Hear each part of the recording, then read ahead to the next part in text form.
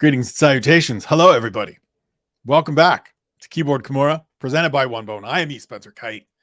Back for the first time in a little bit. It is Wednesday, August 16th. That means one question for every fight, UFC 292. But before we get into that, I just want to say thank you to everybody for bearing with me. Took the week off last week. Wasn't in a good headspace. I close every show talking about take care of yourselves, take care of one another. Talking about people reaching out regularly and things like that.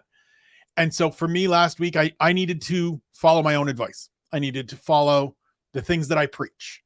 I knew early in the week, after going through and doing the Keyboard Kimura podcast on Monday and getting the conversation with up and out and rolling, that I just wasn't in a good place mentally in terms of coming on here and going through that fight card. And for me, I don't want to put out content that my heart isn't in it, my energy isn't in it. And last week would have been one of those weeks where I was phoning it in, where I was just kind of sleepwalking through the stuff. And I don't want to do that. I don't want to do that to you folks who pay attention to this content and consume this content, which I greatly appreciate. I don't want to do that to the athletes that I talk about. I want to give them all of my energy, all of my focus, all of my time. Put these shows together properly, put the energy in, put the research in, put the time in to build them. And so I knew that wasn't something I was capable of. I had the space for, the bandwidth for last week. So I just pressed pause. I apologize to everybody for not coming out early in the week and saying, look, I'm going to take this week off. Because I knew very early in the week that I was going to take the week off. So I will in future let you folks know. I appreciate the people that reached out just to check in and say, hey, is everything all right? Missed the content last week. Hope to see it this week. So thank you. Shout out to Susanna Fights, a big follower, a big fan. I really appreciate you a great deal. And that goes to everybody as well. But this fight card has helped bring the spirits back up. This event has helped get me geared up. One of the things that has really gotten me through a bunch of stuff lately is putting together pieces like the coach conversation, which is up now on UFC.com. And this week we did it a little different, myself and Tyson Chartier from the New England Cartel. It's just the two of us. It really is a conversation. It really is a back and forth. I'm a little more present in it for the first time ever. It fits into sort of an idea I have, and we'll be pitching about changing up and building the show a little bit differently, or building the piece, the series a little bit differently going forward. We'll see how that works out. But talking about these two main fights, these two championship fights, got me fired up. Going through, writing the fight-by-fight preview later last week, got me feeling better, got me moving better. I enjoyed the fights on Saturday. I've got some family in town that it's been nice to see them and spend a little time with them to really pull me away from MMA for a couple of days. But now we're back. And it's UFC 292 time. It is one question for every fight. Cannot wait to get into this. So let's just go. Aljamain Sterling versus Sean O'Malley. My question is, can Sean O'Malley prove himself? I don't mean that in the sense that Sean O'Malley is unproven. You go out and beat Petr Yan. You go out and have a fight like that against Petr Yan. I don't care how you scored that fight. You go out and have a fight like that against Petr Yan. Regardless of how much he has struggled as of late, you've proven yourself to a certain degree. There is no question that Sean O'Malley is a top 5 bantamweight at this point in time. The reason I ask, can he prove himself, is that we're now at the next level. We are now at that next tier. I talked to Aljamain Sterling before this fight, and one of the things he said, the piece is up on UFC.com right now, and this bit of the conversation is in there. He was talking about sort of the stakes of this fight, the magnitude of this fight, right? Doesn't do necessarily a ton for him. As he put it, it helps him become more popular with the people that play Fortnite, because his legacy is kind of established, right? 3 straight successful championship defenses, most in bantamweight history, 9-fight winning streak, longest in bantamweight history, 14 wins in the division, most in bantamweight history. Like, it's getting real tough to want to be critical of Aljo and what his legacy is. And nothing really necessarily changes that much, except adding on to those numbers if he beats Sean O'Malley on Saturday. But for O'Malley, this is very much like Islam Makhachev fighting Charles Oliveira. And that was a comparison Aljo made. I think it is absolutely apt. Islam went into that fight, hadn't beaten a top 10 guy, but was on a nice long winning streak. Some of that is no fault of his own, right? A bunch of short notice fights had to come together. Opponents fell out, things of that nature. And he always handled business. And he went out at UFC 280 and stormed through Charles Oliveira and validated all of the advanced billing, validated all of the hype. And we saw, okay, this guy is the capital R, capital D, real deal. That's what this feels like for O'Malley as well.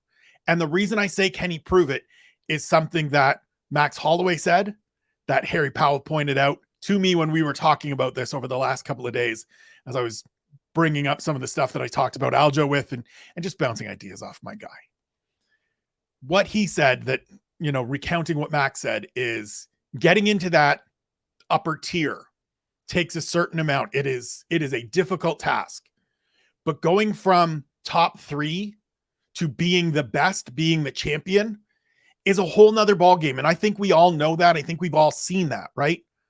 It's a very select group of people that have been UFC champions. There's a reason that it is an exclusive group.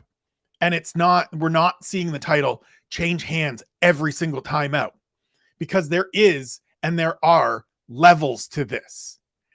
And Saturday we get to find out if Sean O'Malley is on that elite 1%, less than 1% level as a mixed martial artist. He is undeniably popular. He is undeniably talented, undeniably skilled. But is he good enough? Is he talented enough?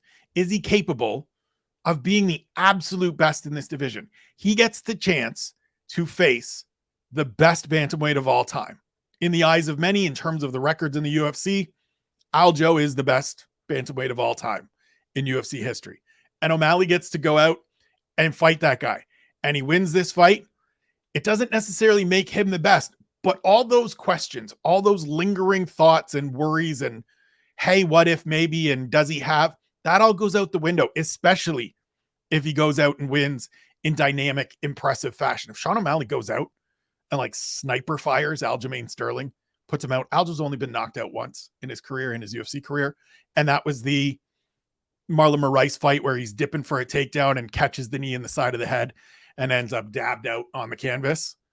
If Sean O'Malley puts him out, no more questions. This dude is for real, for real. And I can't wait to find out.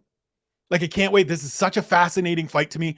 I have so many questions in addition to this one going into this fight that I want to see, that I'm waiting to get answered. I can't recommend the Coach Conversation series enough, especially the one for this week, because Tyson and I get into a bunch of these questions and a bunch of the like uncertainties with this fight. And for me as a fan, I don't need the beef. I don't need the back and forth. I don't need, them having a face off at UFC 282 or 289, getting in each other's face and being all up in each other's grill. 289 was out here. I don't need any of that.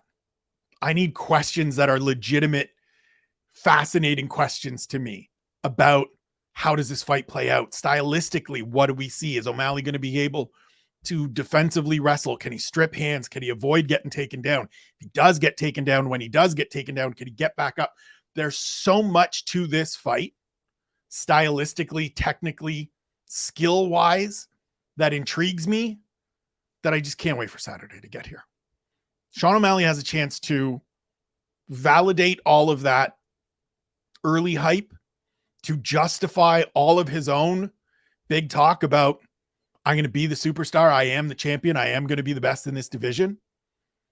We get to find out on Saturday. Like, this is it. This is what we do, right? Everything for him has led to this.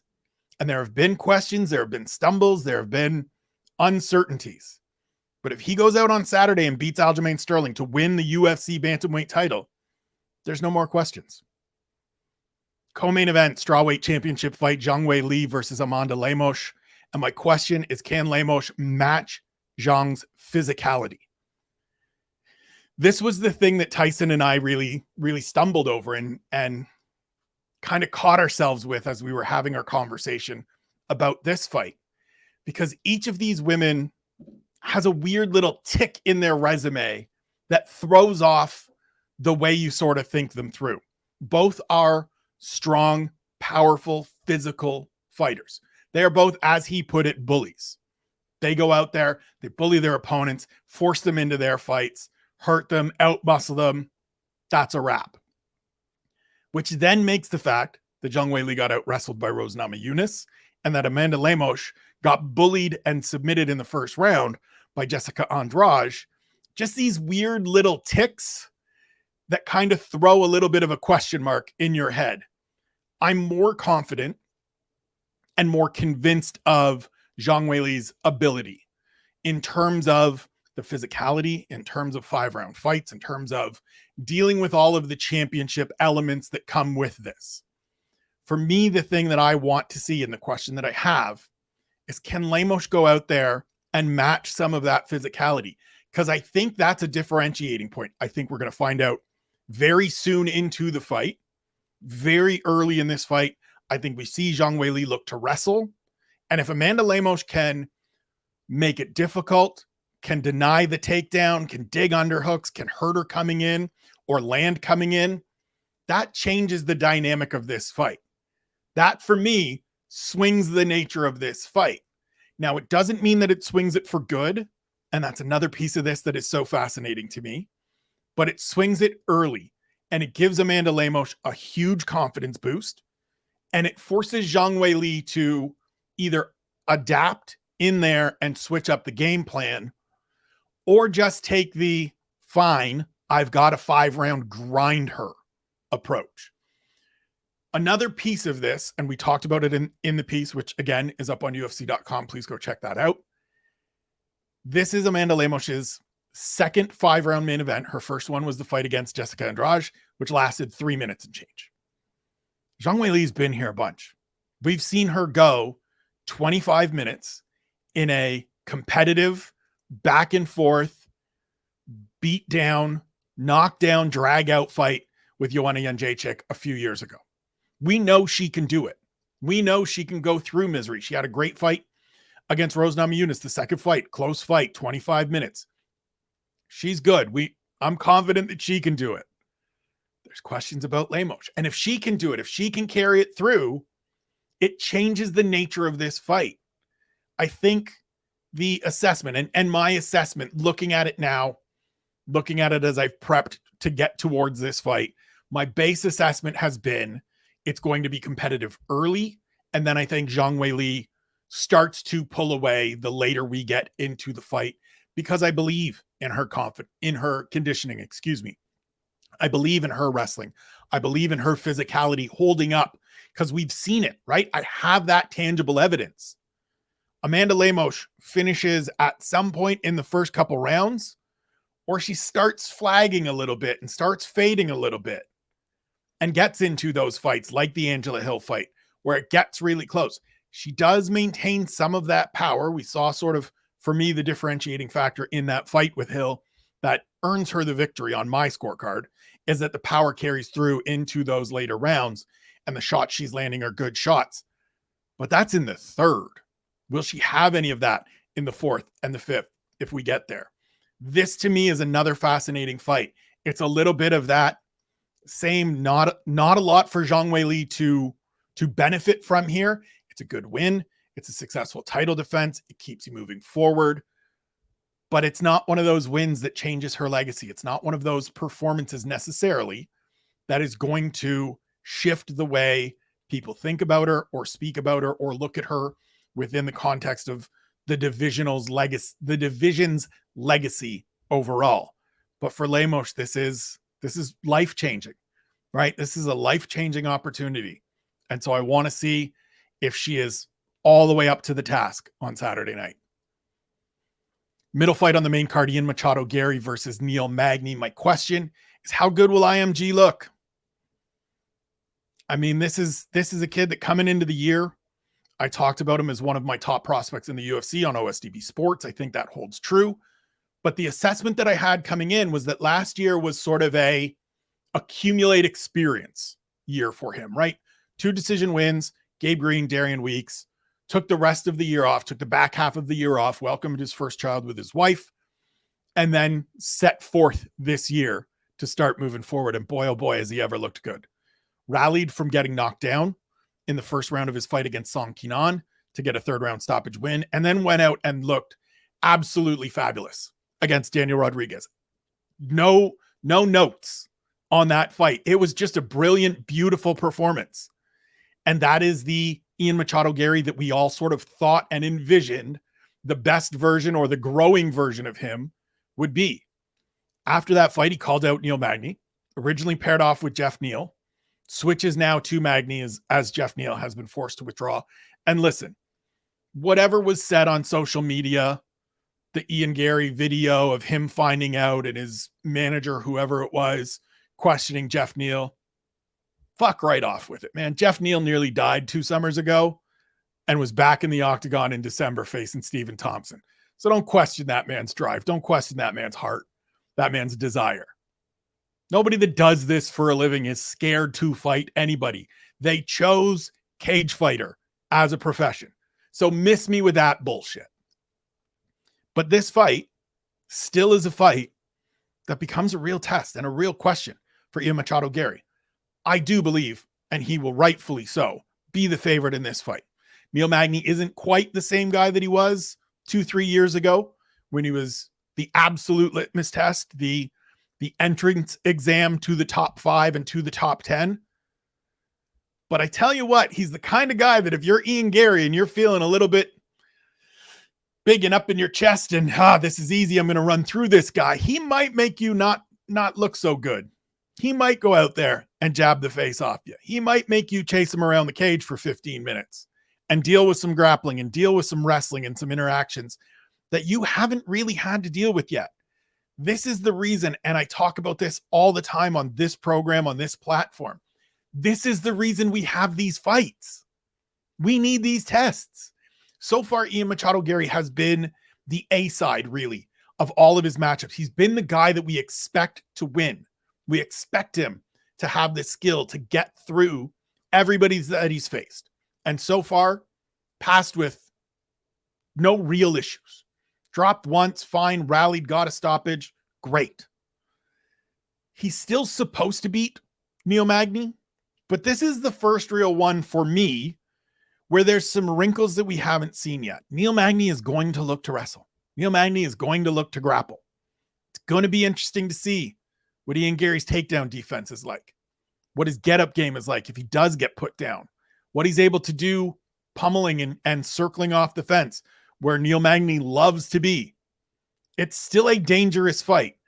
I want to see how good this kid can look because at 25, the nickname is the future and he feels like the future, quite frankly. He feels right now and profiles right now to me as somebody that will be a championship contender in the next couple of years.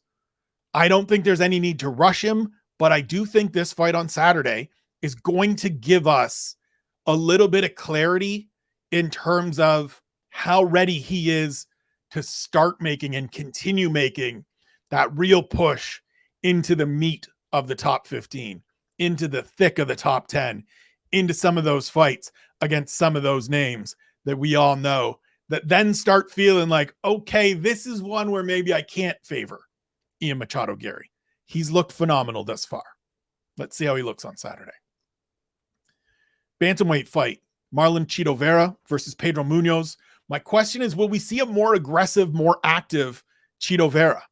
Last time out against Corey Sandhagen, his head coach, Jason Perillo, got into him for the entire fight. The whole fight was spent asking him what's wrong. You got to go. You got to throw. You got to do more. Historically, Chito has been a guy that is able to get by on lower output, and lower volume because he finds those big power shots. He finds those big blows, right? The Dominic Cruz fight, he's down in that fight and he lands the head kick to get the finish. The Rob Font fight, they go 25 minutes and the differentiating factor is the power that Chito's able to land with. Font outstrikes him by a vast margin, but Chito drops him a couple of times and a couple of key points to swing rounds in his favor and win that fight.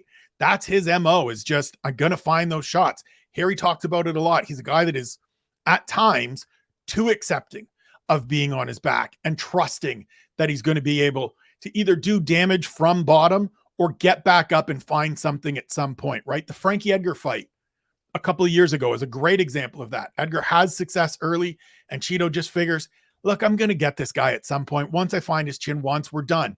That's how it played out. But it didn't play out that way against Corey Sandhagen. And I wonder if coming off a loss like that, where you're right on the cusp, right? If he wins that fight, it's not necessarily that he's next in line for a title fight, because we have Sean O'Malley. We had the Henry Cejudo fight on deck still. The Sandhagen fight took place in March. Aljo obviously fought in May and now is fighting in July, but it would have put him in that very small group on that very short list, maybe to face Moroz, maybe to face, the loser of this fight on Saturday in a title eliminator kind of deal. But he lost that fight. And he lost that fight, one, in part to Corey Sandhagen being a very, very good fighter that did all the right things, but two, to just not being active, just not throwing. And that's why Jason Perillo was up in his ass the whole time. Hey, man, you got to go. And so now that he's facing a guy in Pedro Munhoz that is going to come out and stand in the pocket and look to trade with him and bang home low kicks and fire off right hands and is willing to take shots in order to land shots, do we see a little bit more activity out of Cheeto? Because for me, that's the differentiating factor between him and the absolute elite in this division right now. He's got the power. He has the wherewithal. And if he ticked up that output a little, he can be right there with that whole group, unquestionably to me. But we got to see the uptick. We've got to see the output. Munhoz is a perfect guy to maybe pull that out of him. If it's going to come out of him, it will be Saturday in Boston, but we got to see it. That's why I love these things, right? At the end of the day, you've got to get in there and show it. You got to get in there and do it. You got to go win the fight that gets you to a title fight, that proves you're the real deal, or that shows you can make those adjustments. Because if not, Pedro Munhoz goes out and batters you a little bit. It's 15 minutes. That goes by quick. He's not a guy that's necessarily going to get put out. And so you're going to have to go. And we're going to see if Chito Vera can go a little bit more on Saturday. Middleweight fight, Chris Weidman versus Brad Tavares. My question is, what is Chris Weidman's legacy? Some folks may push back at that, wonder why I'm asking such a question, as he is the man that defeated Anderson Silva, stopped the Spider's undefeated run in the UFC, broke his long-standing reign over the middleweight division, beat him twice, and it was an unbeaten run to get there. So, Chris Weidman, 2 quality title defenses after defeating Anderson Silva, unanimous decision over Lyoto Machida, stoppage win over Vitor Belfort, gets to 13-0. That segment, outstanding. That 4-year run through UFC 187 is excellent. 6 finishes in 9 fights, short notice debut win over Alessio Sakara, short notice win over Damian Maia, where he cut a gang of weight to be able to make that fight and get that victory. The finish over Mark Munhoz, the sneaky little elbow inside, still one of my favorite underrated finishes of all time in the octagon. But the problem is since. He's 2-6 since. Lost the title to Luke Rockhold in a fight where it wasn't like the spinning back kick is the thing we remember, but it got ugly after that. 2-6 since. The wins are over Kelvin Gastelum in a fight where he got hurt, and Amari Akhmadov. The losses are 5 stoppage losses and then the leg break. And so all of them have ended inside the distance, which is kind of scary. It's been kind of gnarly. And that's what makes it difficult for me to figure out where he fits. There's a line in High Fidelity of, is it better to burn out or to fade away, right? How do you figure out someone's legacy like this? And we talked about it with Anderson Silva. For the longest time, greatest of all time, but then he held on too long and he kept standing around and he kept hanging around and he kept fighting and the losses mounted. And at some point, you can't just overlook the losses and say, yeah, but those don't count because the time before was great. And Anderson Silva slid down the list of all-time greats. I don't think there's many people that would argue that. For a period, unquestionable. But in totality, it changes. And that's where Weidman's at for me, is for a period, unquestionable. undeniable. Best middleweight on the planet. Those wins are great wins. That run is a great run. But it's been grisly since. And Saturday night, 39 years old, first fight in over 2 years. He gets a tough assignment against Brad Tavares. And how this one goes is going to tell me a lot about not only what Chris Weidman's future is in this sport, but how we're going to, how we're going to remember Chris Weidman going forward. We're always going to have that moment. We're always going to have that win. And then the successful title defense, where yes, it's a leg break, but Chris Weidman checked that kick. They were working on it. It's not a fluke. It's not anything. You can only beat the guys that stand in front of you. And he beat Anderson Silva twice. But it's changed since then. And it's going to be interesting to see where we end up with Chris Weidman when his career wraps up. We stay in the middleweight division. Gregory Rodrigues versus Denis Tiuliulin. And my question is, who gets finished here? And I don't mean that dismissively of either guy. But here's the math. Gregory Rodrigues, 18 fights. Only 4 have gone to the scorecards. Denis Tiuliulin, 18 fights. Only 3 have gone to the scorecards. 36 fights, 7 times to the judges. More likely than not, somebody's getting finished. And I love that. There are times, and I say it regularly on these programs, there are times where you just need fights. And I don't, again, not dismissively, but not everything has to have huge stakes, has to have huge ramifications. Sometimes it can be 2 aggressive, attacking, dangerous fighters coming off first round stoppage losses that were supposed to fight earlier in the summer that got pushed back. Both guys are surely chomping at the bit to get in there and get back in the win column. And it's going to be entertaining. Guaranteed going to be entertaining. They're going to be swinging for the fences. They're going to be trying to take each other's head off. They're going to be looking to finish. We are going to get a good, entertaining fight out of these 2 middleweights.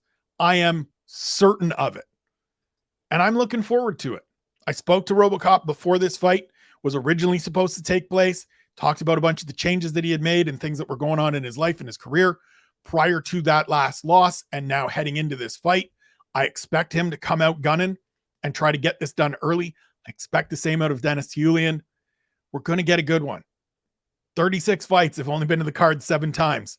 If there is a under and a does not go the distance prop, and it's under, maybe under minus 200, that may not be a bad bet. We may have to look at that one for the betting show on Friday.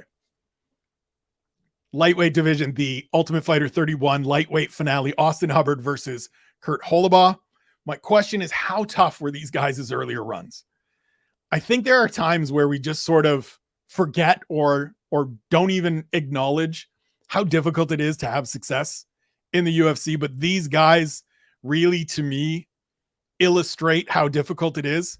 So Austin Hubbard in his first run went 3-4. The losses are to Davi Ramos, Mark Madsen in a very close fight, Joe Solecki and Vince Pichel. All of those guys are excellent fighters. Right? Mark Madsen undefeated until he fought Grant Dawson very recently. Joe Solecki 5-1 in the UFC. Vince Pichel for a long time was just on that outskirts of the top 15. The only thing that kept him from getting into it and having a better run was health and activity.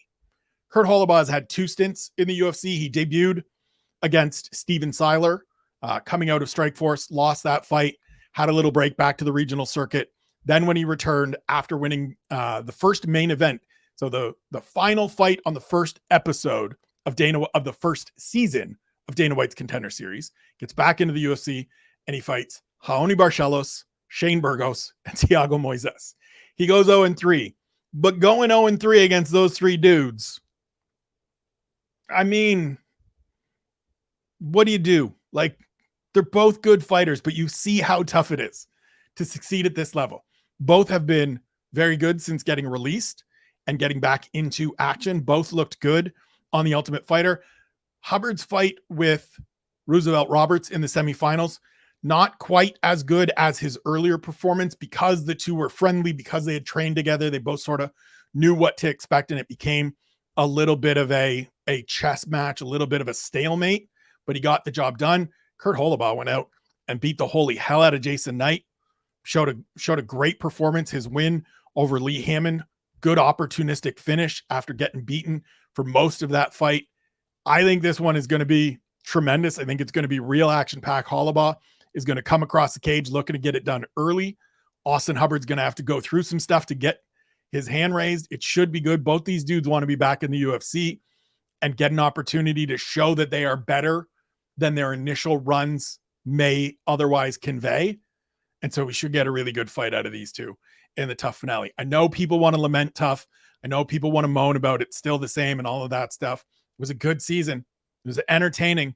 There wasn't any of the bullshit in the house that we, came to initially love and then get sick of. There's none of that stuff. It's just good fights or good narrative to it all. The veterans versus the prospects. This should be a good fight for the finale at lightweight.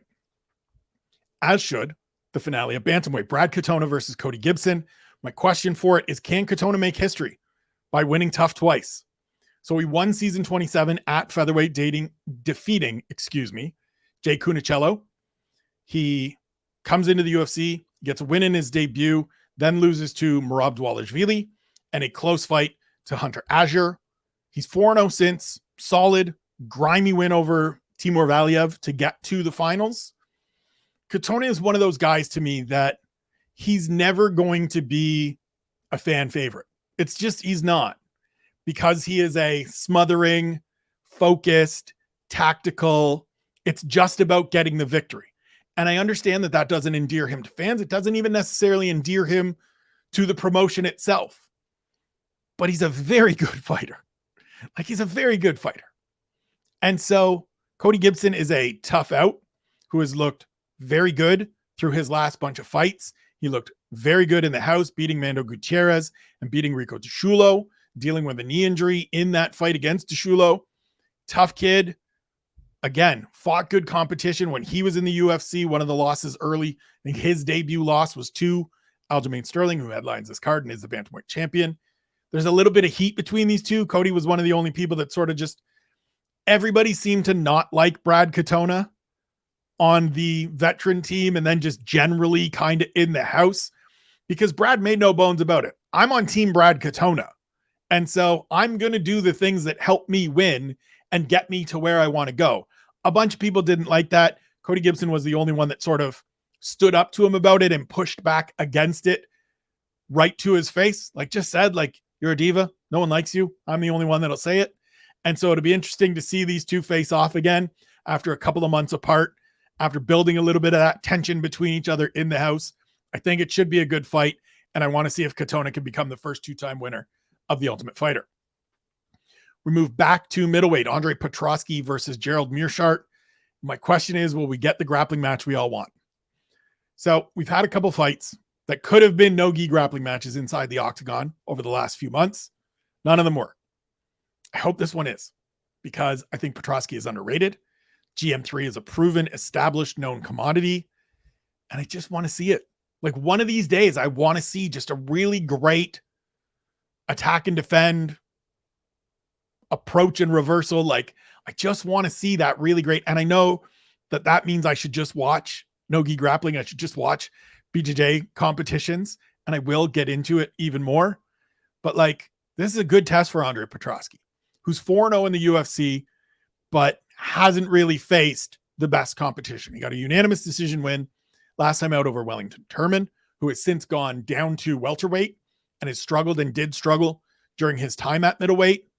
GM3 is one of those guys that you let him hang around, you let him get to spots that he wants to get to, and it's night-night. Either hands, but more likely a choke of some kind. But he's also that guy that if you're better than him, you can get the better of him. And so we're going to find out about Andre Petroski. I think Petroski is very much the question mark here, is very much the let's see what we have in him in this fight, right? GM3 is the known established commodity in this one. This is about discovering if Petroski is at this level and maybe how much further he can go in the next 12 to 18 months. It should be a good fight. I just hope we get to see, I at least want one good series on the ground of scrambles and escapes and attacks and defend and hunt for this and counter this. Just give me one. Give me one and I'll be happy. Give me 15 minutes and I will be elated, but give me one and I will be a happy boy. Move to the flyweight division. Andrea Lee versus Natalia Silva. My question is, how good is Natalia Silva? Winner of 9 straight fights, 3-0 in the UFC, 26 years old. Back-to-back finishes after a unanimous decision win over Jasmine Jasudavicius in her UFC debut, which is a fight and a victory that has aged very well. At the time, I looked at it and went, well, I guess Jasudavicius isn't as good as I thought she was because she lost to this woman coming back off of 2.5 years on the sidelines. As it turns out, Natalia Silva is very good. Jasudavicius is still very good. And that was one of those fights that just completely flew under the radar and a year later has aged quite nicely. Silva is fluid, confident, ambidextrous in her striking, in her attacks. She throws that lead leg high kick effortlessly, which is very, very impressive, very interesting. But now she gets to step up. This is sort of that elevation. And I think because she fought Jazz first and then kind of, I don't want to say, then went backwards, right? Then went backwards and fought Teresa Bleda and then Victoria Leonardo. It feels like we've gone in reverse order and now this is a great big leap. But if we just shifted the way those fights came together, right? If she went Bleda, Leonardo, and then Jazz, then we're progressing the right way as Jasmine Jasudavicius is currently ranked number 15 in the flyweight division. Andrea Lee's a good step up. I don't care that she's 5-5 in the UFC. And I talked to her about this yesterday for a piece that'll be up on the UFC website at some point this week. I don't care that she's 5-5. I know what the skills are, right? Last time out against Macy Barber, a good performance. She loses a split decision. It's one round on one scorecard that changes the outcome of that fight, that changes it from a win or a loss.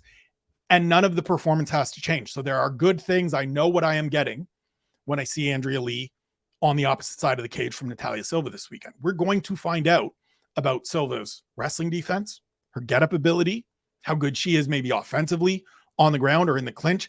I think she's the goods. I think she gets a win here and moves into the top 15 and starts making a case for fights against top 10 opponents because she can point back to that win over Jasudavicius, especially if Jazz goes out and beats Tracy Cortez in September. But we're going to have to see, right? This, again, as I said earlier, this is why we have these fights. We get to see what happens.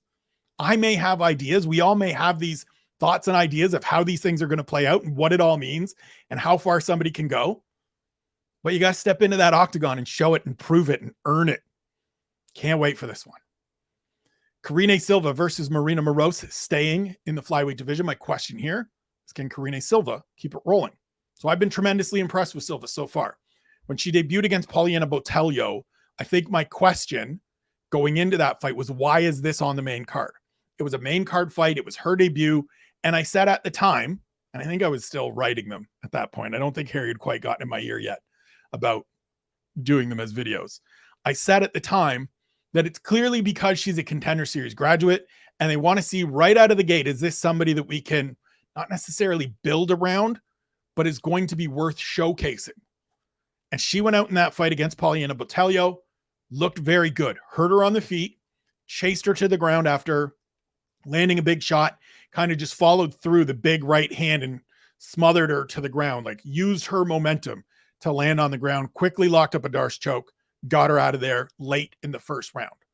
Last time out earlier this year against Ketlin Souza, she looked dominant. She showed elements that for me as somebody scouting fighters was a piece that I really want to see. So she just went out and played to her strength. Ketlin Souza, better striker, has her most success on the feet in the striking realm. So Silva just said, fine, I'm going to close this distance. I'm going to put you on the ground in the first 30 seconds. She started chasing that Darce choke. It wasn't there. She postured up to land some shots. Ketlin Souza left her knee in and exposed, and Silva just fell back on a knee bar and popped her knee. And you can see her knee pop if you go back and watch the replay. And it took 90 seconds and change, little over 90 seconds. And it was terrific. It was a great performance. 2-0 in the UFC, good winning streak overall, 29 years old. So right in that athletic prime. And now she gets to run it back with Maryna Moroz. These two fought 9 years ago when they were both very young in their careers. Moroz won by armbar in the first round. She is the more established, clearly, certainly, commodity in this fight. was on the cusp of the top 15 prior to her last fight against Jen Maya, where she got pieced up. This is a good litmus test to see where Silva's at, what her next 12 months, very similar to Natalia Silva, very similar to Gerald Meerschaert, truthfully, just that measuring stick fight, right? We know what Maryna Moroz is. We know what it takes to beat her. We know the level of fighter that she beats. And so we see. She's already got a win over Silva. Can Silva get it back, earn that measure of revenge? And can she really show that she too, like Natalia Silva, is somebody that we need to be paying close attention to in the bantamweight, the flyweight division going forward? I said bantamweight because before we get out of here, one more fight. I don't know officially that it's happening. I've seen reports, but I haven't heard anything officially from the UFC side of things. So we'll just lay it out here as the last one. I don't know if it's going to happen. I don't know where it's going to land on the fight card if and when it does. But Mario Batista versus Damone Blackshear, who makes the quick turnaround after fighting last weekend and earning a twister submission, just the third in UFC history. My question is, when will Batista get a break? So this is a guy that I like a great deal. I think he is criminally underrated. I tweeted out last week, how is this dude not in the top 15? A, it shows you how good bantamweight is, but like B, he's won 4 straight. The last 3 are first round finishes. So that to me merits a ranking over some of the guys that are maybe hovering in that lower third. He was supposed to face Cody Garbrandt here on the main card, gets a big fight against the former champion. Regardless of where Garbrandt is at in his career and what the performances have been, he is still an established name, and people outside of the bubbles would see it and go, oh, I remember that guy. I know that guy. He's been a champ. And so a win over that guy really elevates the profile of Mario Batista. Now he gets a guy that fought last week and might be cutting weight in back-to-back weeks, which is horrible, a horrible idea to me. If they're going to do this, I would suggest 45, but who knows? It feels like a no-win situation for me, for Mario Batista. If he goes out and dominates, there's the automatic built-in pushback of, yeah, well, Blackshear just fought last week. He didn't prep. He cut weight twice, whatever. And if he loses, everything goes to hell, right? He had a full camp. He lost to this guy that fought last week that isn't ranked. Away we go. Now, make no mistake about it, Damone Blackshear is a very good fighter. We saw that last week with the twister. We saw that against Luan Lacerda in his win. We saw that even in the draw with Yusuf Zalal and the loss to Farid Basharat. He's a very good fighter. Fought very good competition on the way up. We knew he was going to be this. Anybody that followed him coming up knew he would be a effective long-term fighter in this division. I get why Mario Batista would take this fight and stay on the card, make the effort that you've put through in training camp worth something. You don't want to just squander it. You don't want to just lose that time that you put in.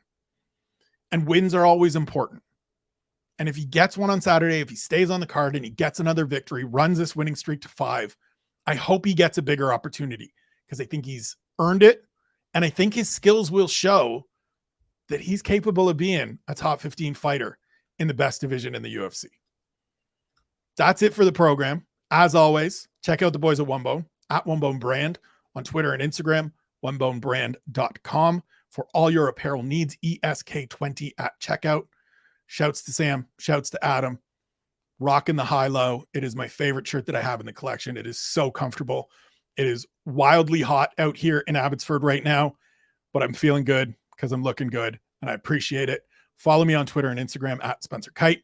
All the stuff goes up. That is the easiest place to get everything I put out throughout a week, is to follow one of those channels or both if you are so inclined. The other thing you can do is follow the Substack newsletter, Keyboard Kimura, spencerkite.substack.com. You can subscribe for free for $5 a month or for $50 for the year. Any way that you subscribe, I greatly appreciate it. It just means the world to me to be able to put out content that people enjoy, that people consume, that people learn from, gain understanding and knowledge and whatever from. Thank you all for tuning in. As I said off the top, I appreciate you bearing with me last week when I wasn't feeling up to doing this. I'm up for doing it this week. I will be back throughout the week. 10 things on Thursday, double dip on Friday with the Punch Drunk predictions and the betting show. Going to do the 10 things we learned on Saturday as I'm recapping the fights and watching the fights. It's UFC 292 fight week, baby, and we're ready to go. Love you. Take care of yourselves. Take care of one another. We'll talk to you tomorrow.